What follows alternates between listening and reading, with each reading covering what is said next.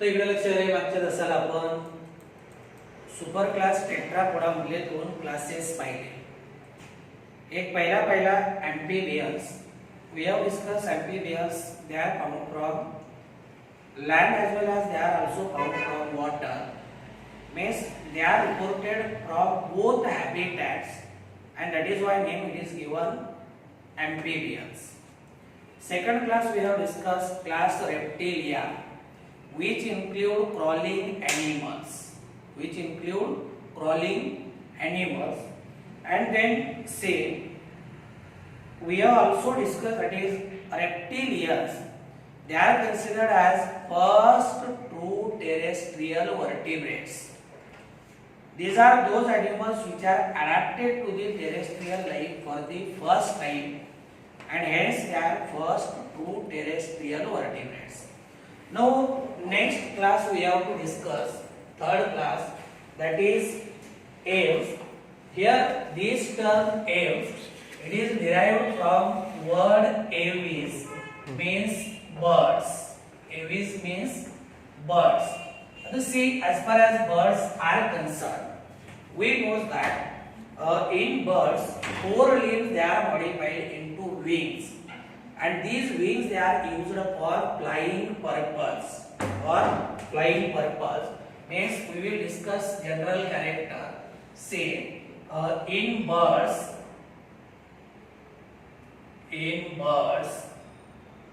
four limbs are modified into wings.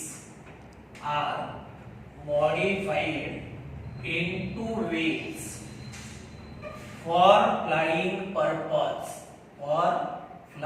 purpose. तुम्ही पक्ष्यामध्ये बघा, पक्ष्याला पुढचे पाय नाही, फक्त पाठीमागचे पाय. तुम्ही चिमणी बघा, कावळा बघा, पॅरट बघा, पिजन बघा, कुठलेही बर्ड्स बघा, अगदी इव्हन हेन बघा, तुम्ही कोंबडी बघा, त्याला फक्त दोनच पाय आहेत, ते पाठीमागचे पाय. म्हणजे बर्ड्स मध्ये हे जे समोरचे पाय असतात, four limbs, they are modified into wings, and wing they are used for flying purpose. म्हणजे हवेमध्ये संचार करण्यासाठी काय केलं जातो, त्याचा वापर होतो. But say there is exception. some birds like ostrich are flightless. Means they are not able to take off. म्हणजे ऑस्ट्रिच सारखा पक्षी जर आपण पाहिला तर ostrich do not have ability of flying. Means they are flightless. They are not able to take off. त्यांना take off करता येत नाही, त्यांना उडता येत नाही. म्हणजे ऑस्ट्रिच सारखा जो पक्षी तो कसा आहे, फ्लाइटलेस आहे. कसा आहे, flightless. Then see in birds hind limbs are used for walking, then clasping of branches and running. म्हणजे फोर लिम्ब अपसेट आहे. फोर लिम्बचं रूपांतर कशामध्ये झालंय, विंग्स मध्ये. म्हणजे पुढच्या पायाचं रूपांतर पंखामध्ये झालंय. पंखाचा उपयोग त्यांना फ्लाइंग साठी होतो. आणि मग राहील कोण, हाइंड लिम्बचा उपयोग कशासाठी होतो, they are used for walking, then clasping branches. हे पक्षी झाडावरती वगैरे बसल्यानंतर फांदीला आवळून धरण्यासाठी. समजा ही ब्रांच आहे, इकडे बघा ही ब्रांच आहे, तर याच्या मदतीने काय करतील, त्याला घट्ट धरून ठेवतील. म्हणजे they are used for clasping branches as well as they are also used for running. Then say in aquatic birds, waves are present between tooth. याचं जर एक्झाम्पल सांगायचं झालं तर for example duck.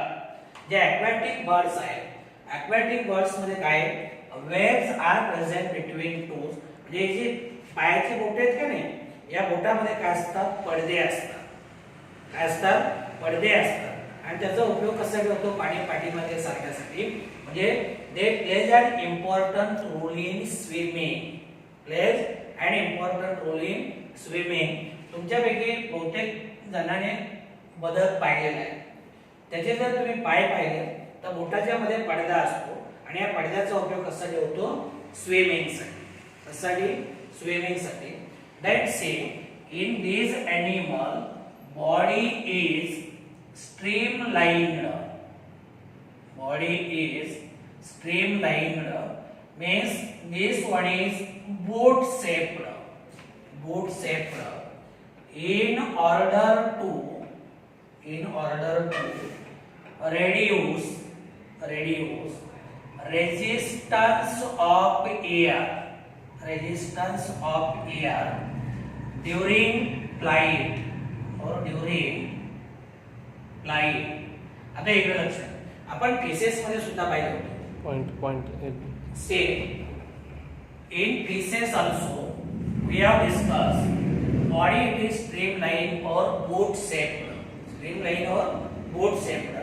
In order to reduce the resistance of water during swimming. पाहिलं नाही, fishes मध्ये पाहिलं होतं की पाण्यामध्ये पोहताना पाण्याचा कमीत कमी विरोध झाला पाहिजे. म्हणून यांची बॉडी दोन्ही बाजूने टॅपरिंग असते, निमुळती असते. त्याला आपण बोट शेप्ड किंवा स्ट्रीम लाईन्ड बॉडी म्हणतो. इथे सुद्धा तुम्ही कुठल्याही पक्षी बघा, यांची जी बॉडी आहे it is streamlined means it is boat shaped. It is boat shaped in order to reduce resistance of air during flight. म्हणजे आकाशात उडताना, संचार करताना हवेचा कमीत कमी विरोध झाला पाहिजे. हवेचा कमीत कमी विरोध होण्यासाठी यांची जी बॉडी आहे ही स्ट्रीम लाईन्ड आहे किंवा त्याला आपण काय म्हणतो, बोट शेप्ड म्हणतो. काय म्हणतो, बोट शेप्ड.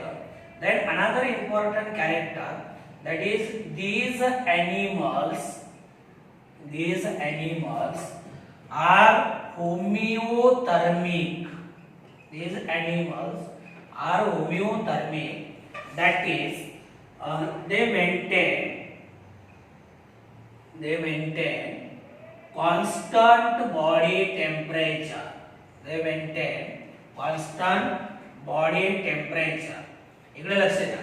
मी आतापर्यंत तुम्हाला मागच्या तासाला सांगितलं होतं की अगदी तुम्ही कोरेफेरामधनं आलात कुठपर्यंत, याच्यापर्यंत रेप्टाइल्स पर्यंत. ते सगळे जे अॅनिमल्स आहेत ते क्वायकिलोथर्मिक आहेत. क्वायकिलोथर्मिक आहेत.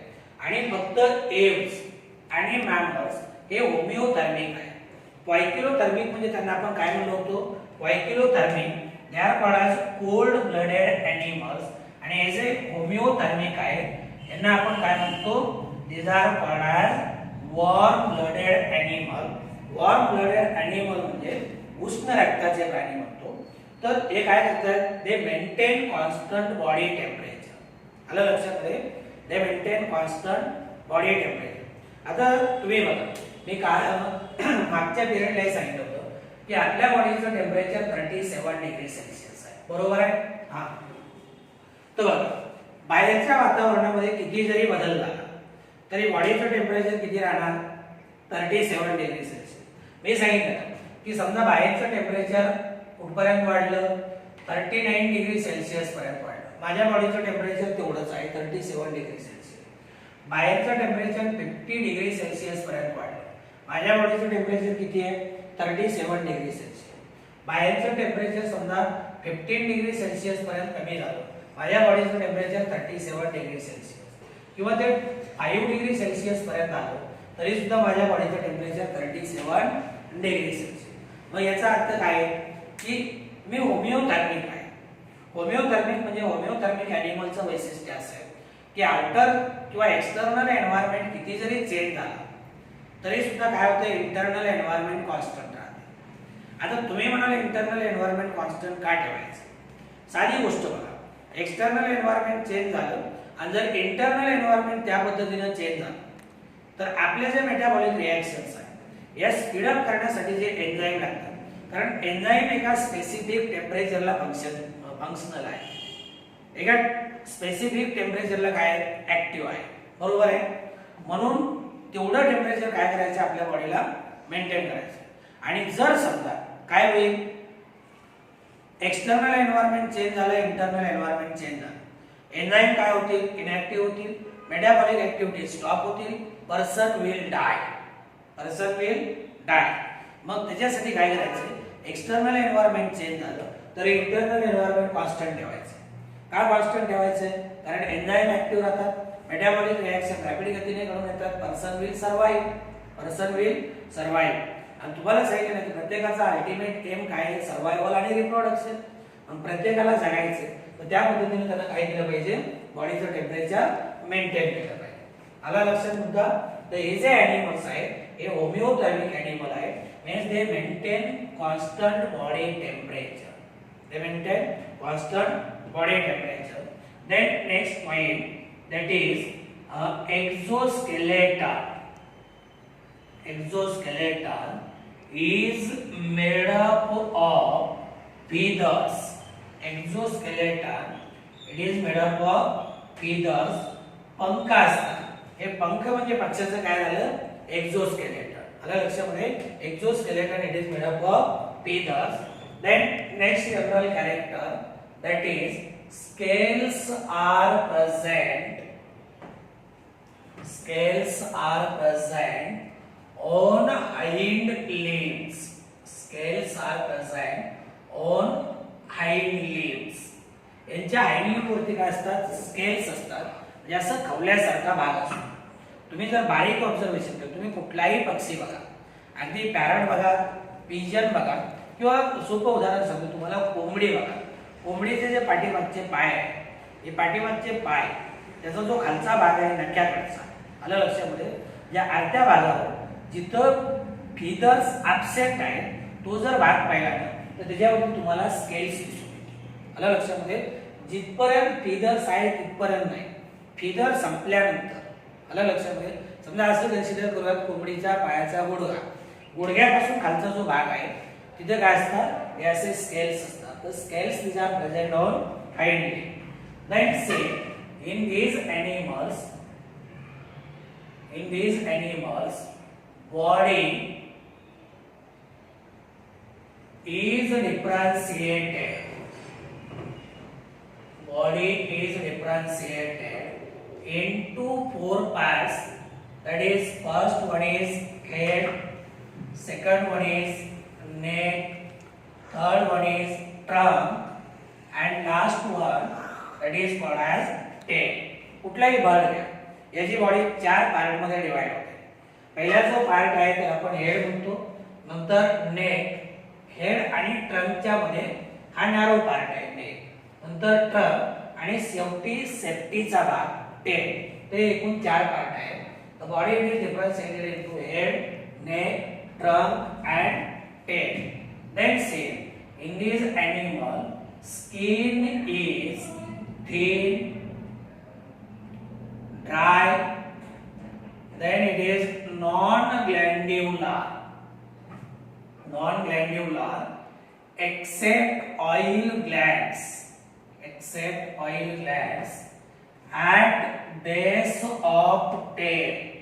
at base of tail. या ग्लँड आपण काय म्हणतो? These are called as uropygial glands. This is very important point. They are called as uropygial glands. आता बघा, यांच्यामध्ये स्किन कशी आहे? Skin it is thin, skin it is dry. यांची स्किन एकदम ड्राय असते, एकदम ड्राय असते. नंतर ही नॉन ग्लँड्युलर आहे, म्हणजे कुठल्याही प्रकारचा ग्लँड नाही. त्यांनी एक एक्सेप्शन दिले, oil gland they are present at base of tail. Oil gland they are present at base of tail. And see these glands they are called as uropygial glands. They are called as uropygial glands. Then see another point. आता हे लक्षात आलं ना? Skin कशी आहे? Thin आहे, dry आहे, non ग्लँड्युलर आहे. आता पुढे बघा. Next general character, that is bones are hollow. Bones are hollow means these are called as pneumatic bones. These are called as pneumatic bones with ear cavities. With ear cavities.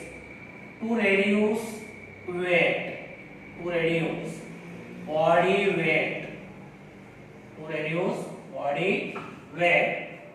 आता इथं काय पाहिलं आपण की यांच्यामध्ये जे बोन्स आहेत bones these are hollow pneumatic यांची जी हाडं आहेत ही आतल्या बाजूने पूर्णपणे पोकळ आहे.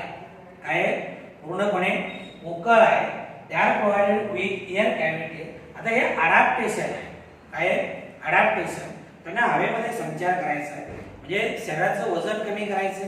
काय करायचंय वजन कमी करायचं. यांची हाडं आतल्या बाजूने पूर्णपणे पोकळ असतात. यांना आपण काय म्हणतो न्यूमॅटिक बोन्स म्हणतो. काय म्हणतो न्यूमॅटिक बोन्स म्हणतो. they are with air cavities to reduce the body weight. Then next general character, that is jaws are without teeth. Jaws are without teeth and modified into beak. Modified into beak. जबड्यामध्ये काय नाही दात नाही आणि जबड्याचं रूपांतर कशामध्ये झालंय बीक मध्ये चोचीमध्ये. आलं लक्षामध्ये बर्ड्स मध्ये जॉज आर मॉडिफाइड इनटू बीक. आतापर्यंत आपण काय पाहिलं बघा फोरलिम्बचं मॉडिफिकेशन कशामध्ये झालंय विंग्स मध्ये. आता काय पाहिलं jaws are modified into wing. Then see next general character that is crop and गिझार्ड.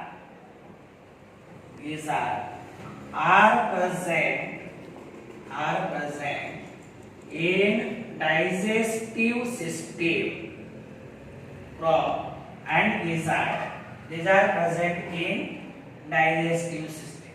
आता क्रॉप आणि गिझार्डच्या बाबतीमध्ये जर क्रॉप म्हणजे काय दिस one is a pouch like structure, sac like structure where food grains these are stored. Food grain these are stored. And gizzard actually this one is a grinding machine where food it is converted into smaller pieces into smaller particles. आता digestive सिस्टीमचा भाग आहे. तुम्ही बघा कोंबडी वगैरे कापताना पाहिजे असेल कोंबडीची पकड काढल्यानंतर नेक रिजन मध्ये तुम्हाला असं बारीकशी पिशवी दिसते. असा उंच वाटा दिसतो. त्या उंच वाट्यामध्ये काय त्या कोंबडीने खाल्लेले दाणे असतात. आलं लक्षामध्ये.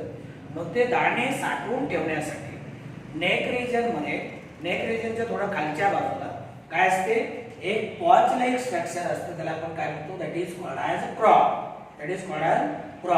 आणि नंतर मग हळूहळू काय होईल या क्रॉप मधलं फूड मटेरियल कुठे जाईल गिझार्ड मध्ये जाईल. गिझार्डची फंक्शनिंग आपल्या पिठाच्या चक्कीसारखी आहे.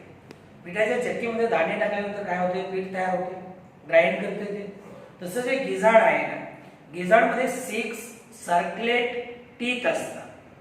मग काय होईल त्या गिझार्ड मध्ये हे जे दाणे आहेत हे दाणे काय होतील असे एकावरती एक आदळतील. असे आदळल्यामुळे काय होईल they will get converted into smaller pieces. तर क्रॉप मधले फूड ग्रेन क्रॉपच्या नंतरचा जो पार्ट येतो गिझार्ड तिथे गेले तर they are converted into smaller particles so that digestion it becomes easy. तर हे दोन मेन पार्ट आहेत. त्याला आपण स्पेशल पार्ट म्हणतो. These special part they are present in digestive system. Then next part that is blood is red colored due to presence of RBCs. म्हणजे blood red कलरचं आहे. याच्यामध्ये आरबीसीज आहे रेड ब्लड कॉर्पस्कल. यांच्यामध्ये iron containing red pigment आहे. कुठला haemoglobin that is why it appears red in colour. मध्ये RBC कसे आहे see RBCs are biconvex and nucleated. एक लक्षात घ्या. आता पुढे आपल्याला पाहिजे आहे शेवटचा पॉइंट आपल्याला जेव्हा पाहायचा आहे मॅमल्स मध्ये आरबीसीज काय येतात इन्यूक्लिएटेड आहे नॉन न्यूक्लिएटेड आहे. आरबीसी मध्ये न्यूक्लियस नाही. आलं लक्षामध्ये आरबीसी मध्ये. आपल्या आरबीसी बाय कॉन्केव्ह आहे आणि नॉन न्यूक्लिएटेड. यांच्या आरबीसी बाय कॉन्वेक्स आहे आणि न्यूक्लिएटेड आहे. आलं लक्षात. Then say heart is perfectly four chambered. Heart is perfectly four chambered. म्हणजे इथं बघा आपले हार्ट कसं आहे फोर चेंबर्ड आहे. पक्ष्यामध्ये सुद्धा काय हार्ट फोर चेंबर्ड आहे.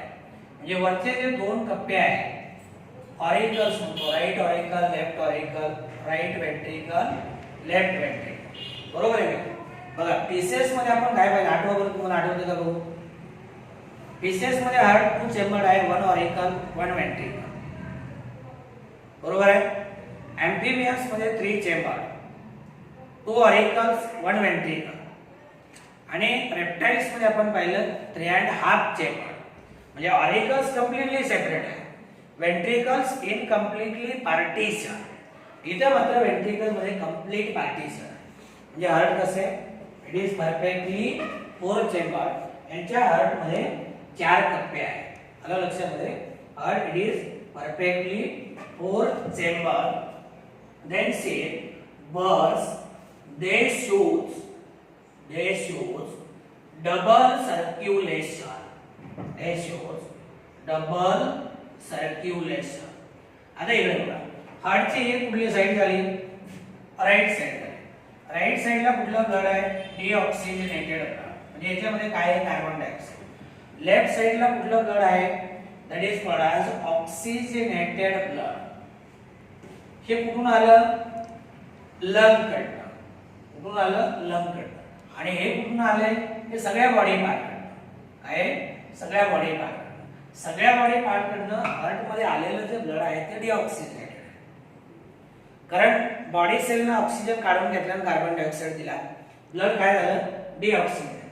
आणि मग हे डीऑक्सिजनेटेड ब्लड कुठे नेलं जाईल it is carried to the lungs. Carried to the lungs. Lung मध्ये याचं प्युरिफिकेशन होईल. लंग मध्ये कार्बन डायऑक्साइड काढून घेतला आणि ऑक्सिजन दिला. मग हे ऑक्सिजनेटेड ब्लड कुठे आलं राईट साइडला. परत हे बॉडी पार्टला सप्लाय केलं. आणि एक लक्षात घ्या हे जे दोन्ही प्रकारचे ब्लड आहेत they never mix with each other at any part of our body. They are kept separate. And same as far as double circulation is concerned. आणि दुसरे लक्षात घ्या double circulation was discovered by William Harvey in birds. तुम्ही हे शिकता का नाही double circulation 12वीला तो टॉपिक आहे. तर डबल सर्क्युलेशन विलियम हार्वेने बर्ड्स मध्ये पहिल्यांदा डिस्कवर केलं. पुढे बर्ड्स. दुसरी गोष्ट बघा डबल सर्क्युलेशन का होतं. डबल सर्क्युलेशन का होतं याचं कारण आहे की इथं काय होते blood passes twice through heart to supply once to the body. बॉडीला एकदा सप्लाय करण्यासाठी ब्लड हार्ट मधनं दोनदा पास होईल. कितीदा दोनदा. म्हणून याला काय म्हणायचं double circulation. Blood passes twice through heart to supply once to the body that is called double circulation. Next point that is respiration occurs with the help of lungs. gaseous exchange कुणाच्या माध्यमातून होते लंगच्या माध्यमातून. से respiration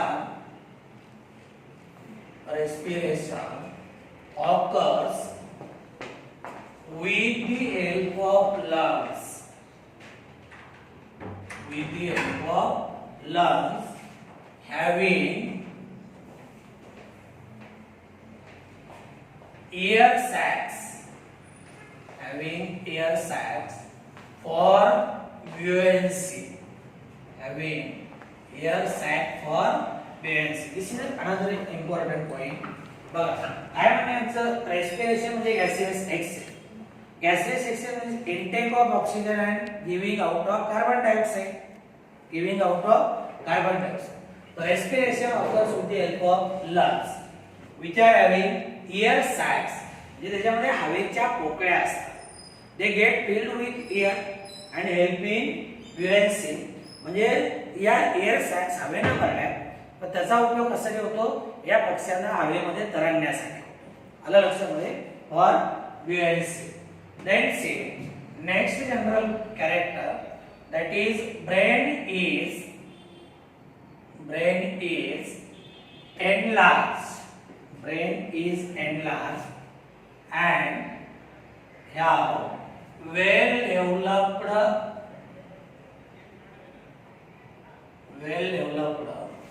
cerebellum. Well developed cerebellum. याच्यामध्ये cerebellum सुद्धा large साईजचाच आहे. Cerebellum लक्षात आलं ना, मागे आपण पाहिलं लिटल ब्रेन, लहान मेंदू बॅलन्सिंग साठी हा सुद्धा काही पक्ष्यामध्ये आकाराने मोठा असतो. ब्रेनची साईज मोठी आहे. सेरेबेलम वेल डेव्हलप्ड आहे. सेरेबेलम कसं आहे? यांच्यामध्ये वेल डेव्हलप्ड आहे. Then see next point, that is sexes are separate and shows prominent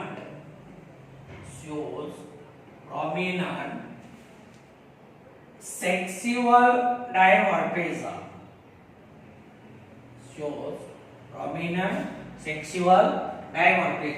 याच्यामध्ये male individual female individual separate आहे. काय? मेल आणि फिमेल इंडिव्हिज्युअल सेपरेट आहे. म्हणजे they show sexual dimorphism. Then see they are oviparous. Oviparous means egg laying. They are oviparous. They are egg laying. They deposits their eggs. आणि ते कुठे? पक्ष्याचं एक वैशिष्ट्य आहे. पक्षी काही कुठे अंडी घालत नाही. आलं लक्षामध्ये? एक तर तो अशा सेफ ठिकाणी घरटं बांधलेलं असेल तिथे अंडी घालणार, किंवा दुसरीकडे जर समजा घरटं वगैरे नसेल तर असं ठिकाण बघणार का जे कुणाच्या नजरेस पडणार नाही. जिथे deposit their eggs at safe places. तर एग लेइंग आहे. Then see in this animal fertilization is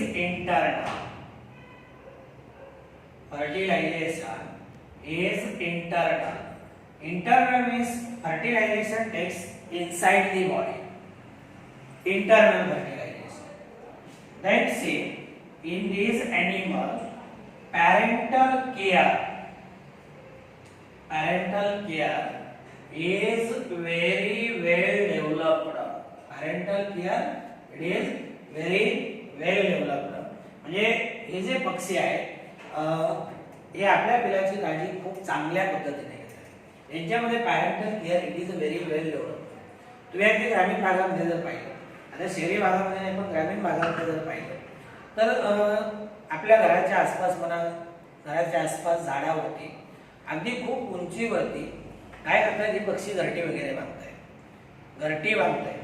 आणि दुसरा महत्त्वाचा मुद्दा लक्षात घ्या, आपण झोपेतून उठायच्या आतमध्ये हे काय करतायत? बाहेर जाऊन फूड मटेरियल घेऊन येत आहेत आणि त्या पिलांना खाऊ घालतायत. आलं लक्षामध्ये?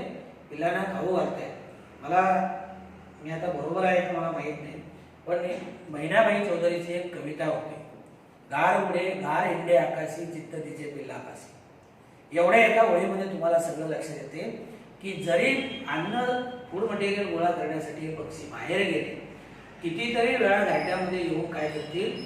आपली पिल्ली कशी आहे त्याची चौकशी करतायत, देखभाल करतायत. यांच्यामध्ये parental care it is very well developed. आणि जमा करून आणलेलं फूड मटेरियल ही स्वतः काय करतायत? स्वतःच्या चुकीने त्यांना बळवतायत. आलं लक्षामध्ये? तर parental care it is very well developed. Then next point, that is seasonal migration is seen. Seasonal migration. आता मायग्रेशन म्हणजे they can move from one place to the another place.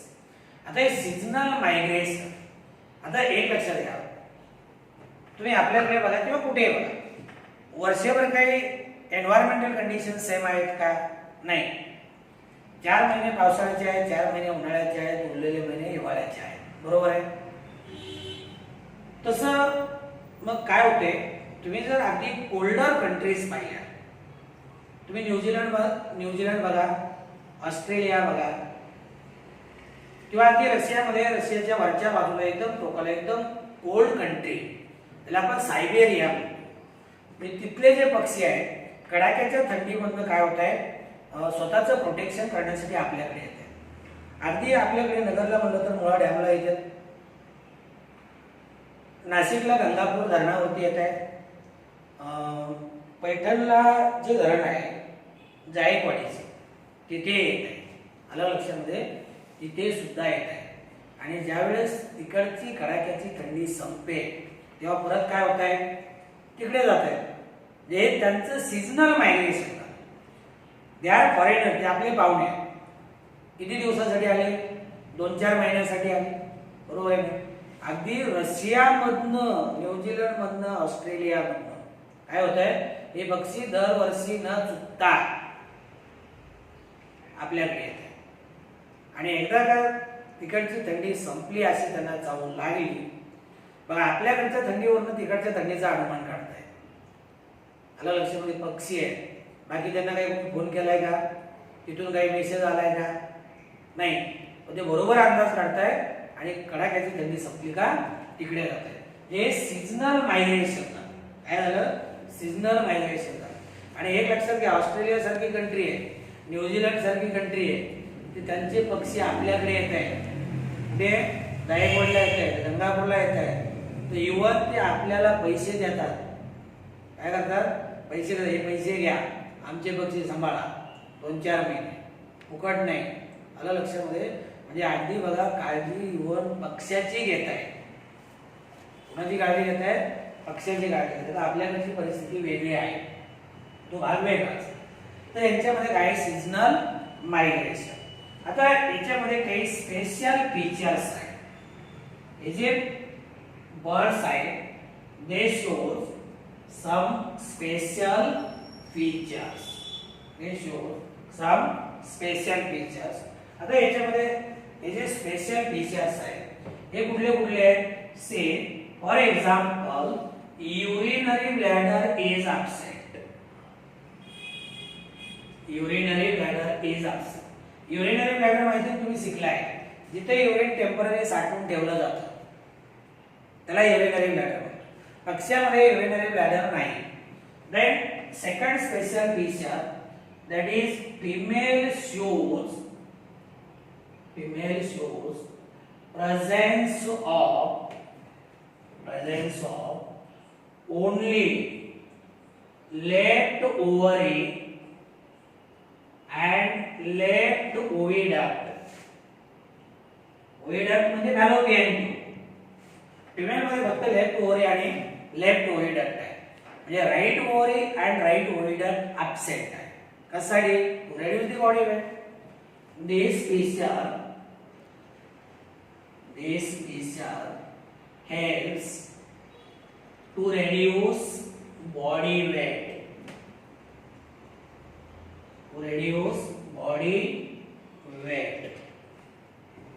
म्हणजे राईट ओव्हरी नाही, right oviduct नाही, याच्यामुळे काय होते, वजन कमी होते. आता शेवटी यांना वजन कमी करायचं कारण हवेमध्ये संचार करायचा, म्हणून यांच्यामध्ये युरिनरी ब्लॅडर नाही, यांच्यामध्ये राईट ओव्हरी नाही, राईट ओविडक्ट नाही. बोन्स आहेत ते पूर्णपणे आपल्या बाजूने पोकळ आहेत. लंग्स मध्ये एअर सॅक्स आहेत. these are certain adaptations. So this is about the general characters of class Aves. परत एकदा बघा, पहिला कॅरेक्टर काय आहे की बर्ड्स मध्ये forelimb they are modified into wings.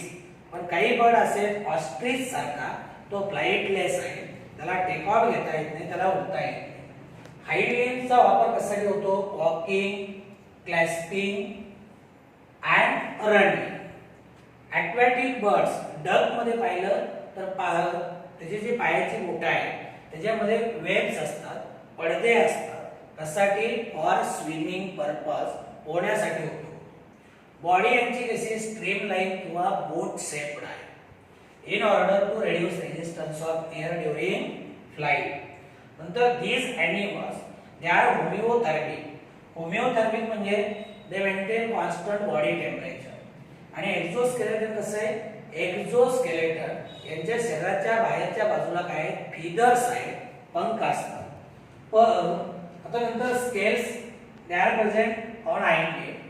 Body 4 part मध्ये डिफरन्शिएट होते, हेड, नेक, ट्रंक आणि tail.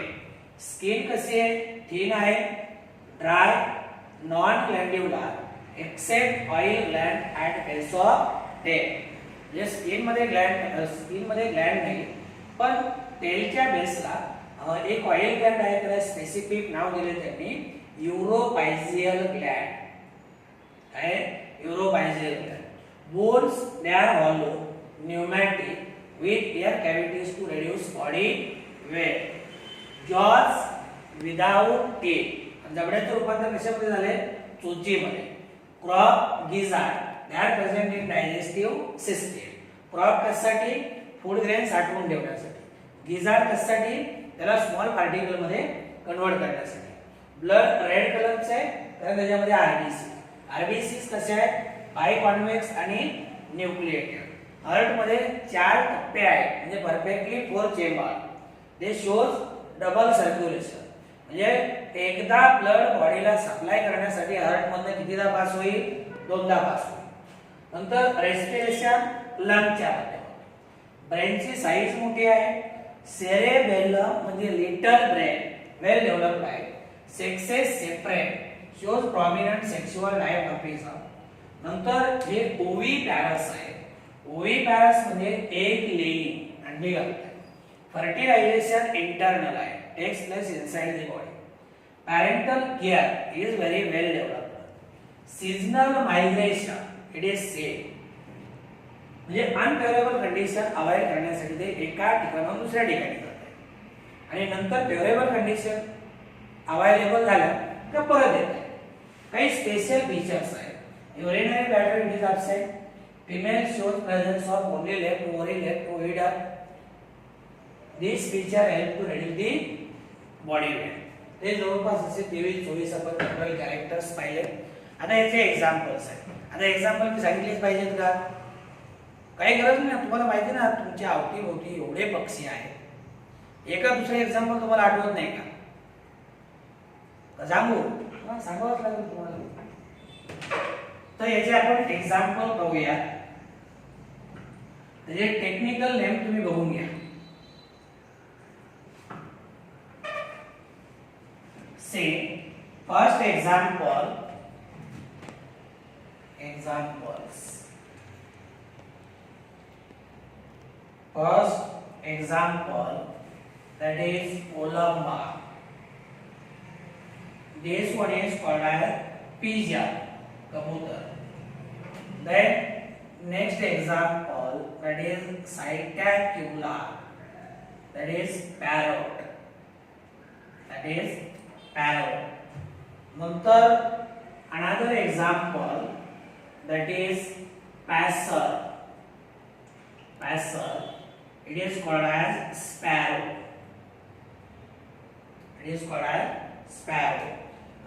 Then there are certain examples, that is vulture.